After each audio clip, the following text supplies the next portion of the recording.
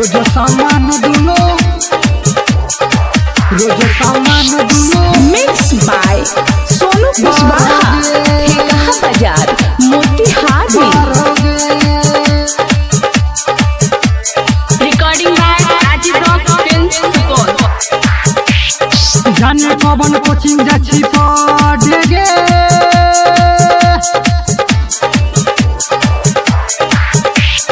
जाने कौन कोचिंग जाची पढ़े गे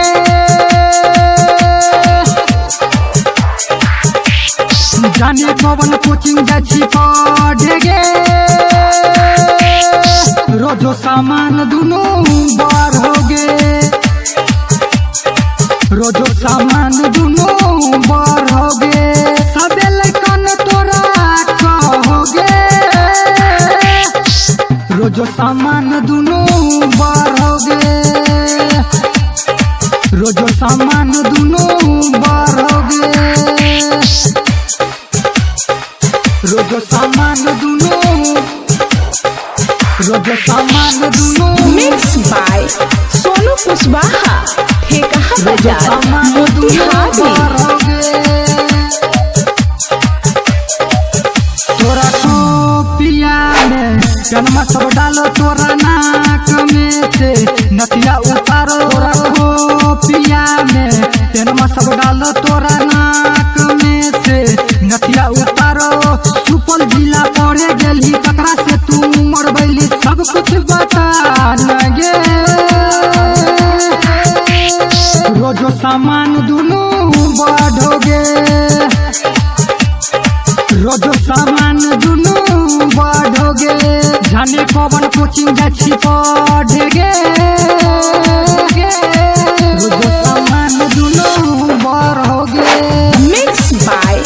सोनू कुशवाहा ठेका बाजार मोतिहारी। रोजो सामान दुनो बढ़ोगे तोरा डोरिया में फिगर बनाबो तोरा त्रिभुज के जे क्षेत्रफल निकालो तोरा डोरिया में फिगर बनाबो तोरा त्रिभुज के जे क्षेत्रफल निकालो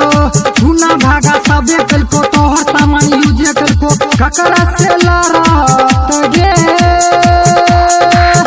रोजो सामान दुनो बार हो गे रोजो सामान दुनो बढ़ोगे जाने कौन कोचिंग जाची पढ़े गे रोजो सामान दुनो मिक्स बाय सोनू कुशवाहा ठेका बाजार मोतिहारी। सामान दुनो बढ़ोगे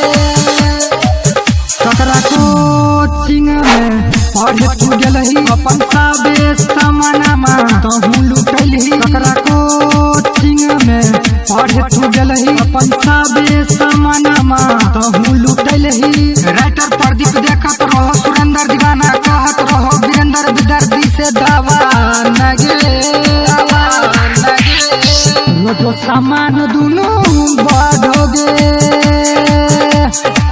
रोजो सामान दुनो बढ़ोगे सबे लइकन तोरा कहोगे